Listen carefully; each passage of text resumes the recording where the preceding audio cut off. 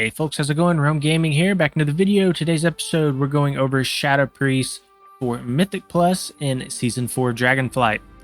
So this guide is going to be specifically for beginners to Shadow Priest, or people just kind of coming back after several seasons and looking for a refresher on the class.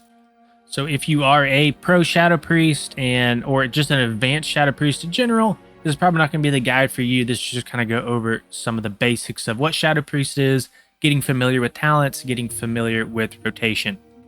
So with that being said, let's go ahead and jump into the video. Let's start with the pros of Shadow Priest. So we have really great single target damage. So from my experience, it's been this way for most of Dragonflight, and I don't see this changing anytime soon. Now we also bring stamina to the group through our class buff, Power Word Fortitude. So that's going to kind of give you a leg up, right? Because you want to make sure in every Mythic Plus group you have all the bases covered. If you can, Intellect, you want to have Mark of the Wild, and you want to have Stamina from Priest. So Priest always kind of fits into a core Mythic Plus group, whether that's a healer or whether that's Shadow Priest. We also have a really great utility, right? So we have the class buff we just talked about. We have Vampiric Embrace, which is going to be like off healing for us. And we also have a Power Infusion, which is one of the iconic Priest spells, and it's going to buff us and a teammate significantly. So this makes you very high in demand as a DPS spec. So we're also very durable. We have great off healing, and we're also, of course, kind of like we just talked about, we're always meta due to our class buffs and our Power Infusion. It seems like every season we're either going to be very high A tier or very high S tier.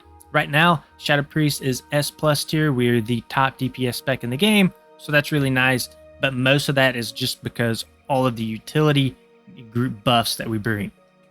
Now, some of the cons, they're not major, but they are there. We do have less mob control and we do have less mobility. A lot of the times you're standing trying to hard cast abilities, so you have to kind of predetermine your movement. And then we also don't have much mob control. We don't have near the interrupts as other classes do. We don't have something like a Ring of Peace or a Paralysis. We don't bring that mob control like a monk would bring, right? However, what we don't bring in mob control, we bring in damage, and in Mythic Plus, damage is king. Okay, let's do a quick overview here. So we are a dot-based spec. You're going to be putting your dots out, and the target is going to kind of be rotting out over time. So this is why Shadow Priest does so much single target damage, because the longer the target's alive, typically the more your damage ramps. Then we also generate something called Insanity for our spenders. And our spenders are going to use Insanity, and these are going to be our most powerful abilities. So you kind of build this resource up, and you dump it into really powerful, hard-hitting abilities. We also have really good off-healing. This kind of goes into the lore of Shadow Priest. Just historically, Shadow Priest have been considered mana batteries for raids. They've also provided a lot of off-healing as well. So we're kind of this support DPS utility role. And, you know, this is just one of the things that makes Shadow Priest so powerful right now is we bring, like, top-tier damage, and then we also bring top-tier utility.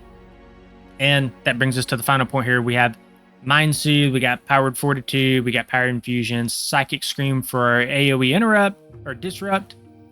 Mind Soothe is going to be really important for us to be able to skip specific packs in a coordinated group. So we're just very strong, of course, in the utility department. Okay, and then the community voted on a tier set for Season 4. They voted on the Season 2 tier set here. So if you're new to Shadow Priest, don't really worry about what all this means. Just know that this is going to be the tier set that you're going to be playing with this season. So just to read it out here, the 2 set bonus increases the chance for Shadowy Insight to trigger by 25%. When consuming Shadowy Insight, Mind Blast deals 30% increased damage and generates 4 additional Insanity. Then the 4 set bonus, Devouring Plague damage increased by 15%. Every 4 casts of Devouring Plague increases the damage of shadowy apparitions conjured within the next 10 seconds by 80%. So this tier set actually did get buffed from the numbers that you're seeing here. So let's go ahead and talk about that in the next slide. So taking a look at the 2 set, you can see that Mind Blast here was buffed by an additional 10%. It was 30%, now it's 40%. Now that buff only applies, of course, when Shadowy Insight triggers. Then going down to the 4 set here, Devouring Plague got just a flat damage buff of 18%. It was 15% in previous season. In Season 2, and then the 4 set bonus causes every 4 cast of Devouring Plague to increase shadowy apparitions damage by 100% for 10 seconds. This was 80% prior. So overall, kind of down here at the bottom, you can see our single target gain is going to be about 10% due to these buffs, and then our multi-target's going to be about a 7% gain due to these buffs. Okay, let's go ahead and talk about stats really quick. So the main stat you're going to be focusing on is going to be Intellect, followed by Haste, Mastery, Critical Strike, and Versatility. So Intellect, I mean, this is going to be pretty much universal for all classes and specs. Intellect is your main stat. You always want to prioritize this over anything else. So going into Haste, this is going to increase our spellcasting speed and our dot tick speeds. It's also going to reduce the cooldown of our spells, and it's going to lower the GCD, the global cooldown. And our Mastery here, this is basically going to increase the damage that we do for each damage over time effect that we have on our target. So the more dots you have up, the more damage you're going to do. This is going to affect our Shadow Word Pain, Vampiric Touch, and Devouring Plague. Then we have Critical Strike chance. So this is just, of course, a chance to do double the damage that you normally would. And finally, down here at the very bottom, we have Versatility. It's just a flat damage increase and a flat damage reduction increase. So this is just kind of a general guideline. Of course, always sim your character to see what's going to work out the best for your specific situation. All right, now let's go ahead and talk about rotation. This is going to be the most important part of the video. I'm not just going to sit here and say, hey, do this, now do step 3, now do step 4. We're actually going to go into the talent tree, and we're going to look at what some of the stuff is. A lot of people watching this guide probably aren't even familiar with what a lot of these spells and talents are, so we're going to try to break everything down here and just kind of understand why we're doing specific things in specific orders. All right, so you can see first up here we have, make sure you have Shadow Word Pain and Vampiric Touch active. So these are your damage over time spells, and we have a lot of things that synergize with these two talents in our tree. So going into our talent tree here, you can see all the talents that we have that synergize with Shadow Word Pain. You see we typed it down here at the bottom. This is all the spells or the talents that synergize with that one spell. So this is why it's so important and so imperative to always keep Shadow Word Pain up on your target. Now we also have Vampiric Touch. Just to show you that, these are all the spells that synergize with Vampiric Touch. So you can see already right off the bat, those are always going to be your top priority to keep those two up. Now we do have a talent to help us with this. This is called Misery. So Misery, Vampiric Touch also applies Shadow Word Pain to the target. And then Shadow Word Pain lasts an additional 5 seconds. So what this means is you can basically take Shadow Word Pain off your bar and you only need Vampiric Touch. So this is going to save us a whole bunch of global cooldowns. And now instead of it taking 10 casts to get 10 dots out, it now takes 5 casts to get 10 dots out. So there's that. Up next in our priority, we have Shadow Fiend. So Shadow Fiend is going to be on the left-hand side of our class tree. And basically you see here, it's on a 3-minute cooldown, and it's going to generate 2 insanity each time the Shadow Fiend attacks. So it's on a pretty long cooldown, but the main purpose of this is not for the damage that it does necessarily, but the insanity that it generates. So you want to be using this spell on cooldown as much as you possibly can.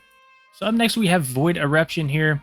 So you want to make sure that you are Mind Blasting before you use Void Eruption. So let's take a look at Mind Blast and let's take a look at Void Eruption here. So we talked about earlier in the guide how we have this Insanity resource, right? And we want to generate that up and we want to use a more powerful ability. So Mind Blast is going to help us generate a lot of Insanity.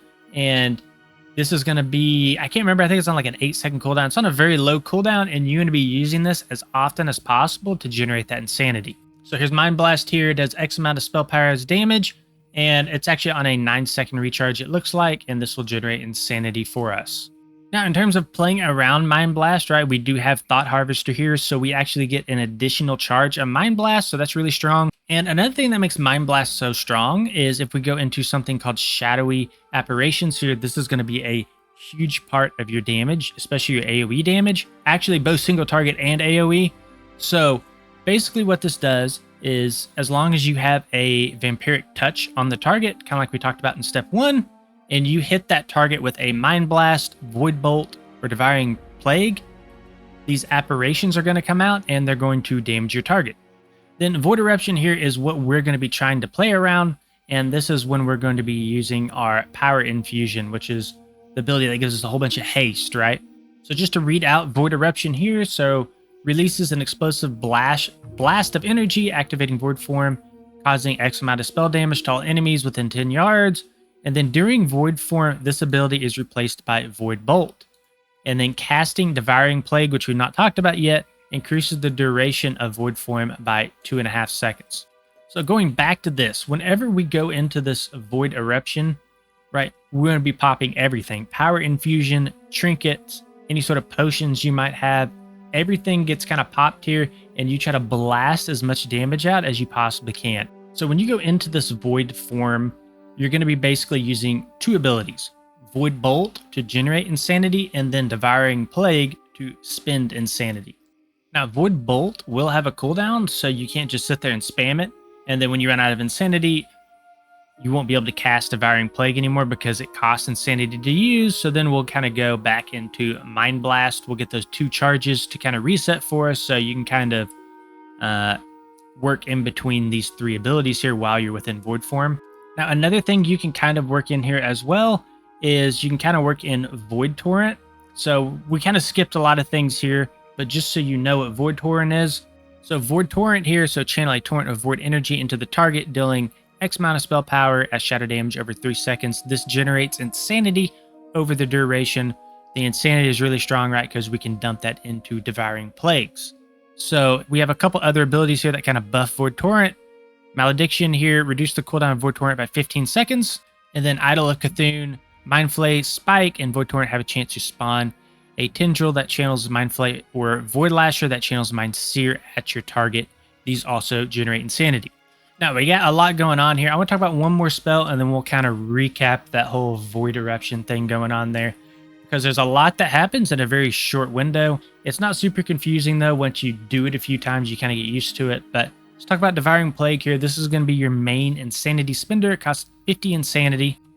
This is really nice because it does heal you for the damage dealt. So 30% of the damage dealt done by Devouring Plague will heal you. And then it just puts a dot on the target that does a whole bunch of damage, essentially. So kind of going back to this, right? So you go into Void Eruption, right? You have Power Infusion, you pop your trinkets and your potion, and you want to cast a Void Bolt instantly to get you some Insanity, and you want to dump that into Devouring Plagues. Now, your priority in the Eruption is always going to be Void Bolt and Devouring Plague, but sometimes Void Bolt will be on cooldown, sometimes you won't have enough Insanity for Devouring Plague, so you can work in other spells, right? You can work in Mind Blast if you need to, and then of course you can also work in your Void Torrent, which is down here that we talked about earlier. The main goal of Void Eruption is to generate as much Insanity as you possibly can within that short period to get as many Devouring Plagues out as you possibly can. And remember, Devouring Plague extends the duration of Void Eruption, so the whole idea is to get as many Devouring Plagues out as we can to extend the duration of Void Eruption to get as many Void Bolts out as we possibly can. Now, the weird thing about this, right, is Void Bolt is a single target ability. So the question comes down, why would you ever use this in an AoE scenario, right? Why are we so focused on Void Bolts in AoE scenario when it just hits one target? So this is going to be due to our Mastery Shadow Weaving here. So your damage is increased by 4% for each of your Shadow Word Pain, Vampiric Touch, and Devouring Plague on the target. During Void form, all targets receive the maximum effect. So when you go into Void Eruption, that is a Void form. And all of your targets are going to take the maximum effect of your Mastery here whenever you go into that Void form. So basically what's happening here is whenever you're in a Void form, this Mastery procs, you get a ton of value from it, from all your dots, all your AoE abilities are benefiting from this huge Mastery buff that you're getting. Void Bolt is generating an insane amount of, no pun intended, Insanity. And then that Insanity lets you pump out Devouring Plagues to keep you within a Void form longer. So the whole point of all this is to be in a Void form so that you're getting this Mastery benefit. So I hope I didn't lose anybody there, but that's a very important part of all this, is how you utilize your cooldowns within a Void form and getting the most of value while you're within a Void form. All right, we got a few other abilities or talents we have talked about here. So we have Shadow Crash at step 9. So Shadow Crash is really cool here because it's an AoE ability. You throw it down, does a lot of damage. It's a short cooldown, 20 seconds, and it generates Insanity. So the best part about this is not really the ability itself, it's what stems from it. Whispering Shadows. So Shadow Crash applies Vampiric Touch to up to 8 targets it damages. So what this does is you can throw this out at the start of a pool, and then this will also work with Misery here, right? Because Vampiric Embrace applies Shadow Word Pain. So you can throw out a Shadow Crash, it's going to do damage, it's going to apply Vampiric Touch to all your enemies up to 8, and then also Shadow Word Pain. So in one button, we're getting up to potentially 16 dots out. So in lower keys, it will be harder to kind of get this off, right? Because packs are dying so fast. A lot of times packs are dying in less than 20 seconds, right? So you're not going to see a lot of value out of this until you get into higher keys where packs are, of course, living a little bit longer. But really fun talent. I think this really adds to just the general quality of life when playing a Shadow Priest. Okay, I made a small edit here. I had some duplicates and some typos in here, but Step 10, Shadow Word Death if the target is below 20% HP. So Shadow Word Death is going to come from our class tree. It is this talent here. You get 1 charge. It's on a 10-second recharge. It does a whole bunch of damage. It kind of works as an execute. Now, the real reason we want to use this below 20% HP is due to Death and Madness here. So if your Shadow Word Death fails to kill a target, its cooldown is reset. So this can only happen once every 10 seconds, so it's not like you can just keep spamming it over and over. And then, of course, if you do get the killing blow, right, you do generate some insanity. Then up next, you'll Mind Blast, Void Torrent, which we already talked about. Now up next, in Step 13 and 14, we have Mind Spike Insanity and Mind Flay Insanity. Okay, so Mind Flay here is going to be one of the abilities that we have, right? It's going to be more of a filler. However, we do have a talent that can buff this into something stronger, and this talent also buffs Mind Spike as well. So whichever one is buffed is the one you'll be using.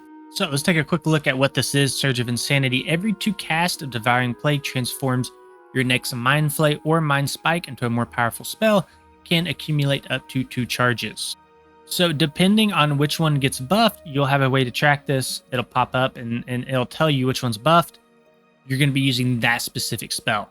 Now, outside of that, Mind Spike and Mind Flay is not used too much. It's going to be used as a filler. You'll see down later at the bottom of our rotation, but you mainly want to be trying to use these 2 spells whilst a Surge of Insanity proc happens. Okay, then step 15, we're going to deplete all of our Mind Blast charges unless Mind Devour is active. We already talked about that earlier when we were talking about the Mind Blast from above. Step 16, Mind Games. We haven't talked about that yet. So Mind Games is going to come from our class tree. It's on a 45-second cooldown. So basically this, like the tooltip says, right, it assaults their mind and it basically makes them think that you're an ally. And instead of them doing damage to you, they will actually heal you or their target. So you can pop this right on a enemy target, and basically it's going to be healing you, the tank, the group in general, based on what damage profile they're sending out. Then we do have a couple other talents here. We got one in Manipulation here that's going to help us further reduce the cooldown of Mind Games by a second with our Mind Blast. And then we have one down here at the bottom, Shattered Perceptions. And this is just basically going to be a flat buff of 25% to the talent. From here, we'll go into a Mind Spike, Mind Flay, Insanity if it's up. If there is nothing else to press, we'll be going into Divine Star. So Divine Star comes from our class tree. Divine Star, you basically just throw a star forward, it will boomerang back to you, and it will do damage or it will heal any allies that it touches. Outside of that, if there's nothing else to press, right, we can go ahead and hardcast a Mind Spike or a Mind Flay. Alright guys, that's pretty much it for this video. Hopefully it helped. Hopefully, you know, this wasn't too in-depth. I'm trying to make my guides a little bit less information overload and just kind of give you guys a quick start guide to the season. So if you enjoyed the video, please consider liking and subscribing to the channel. We will see you all in the next one.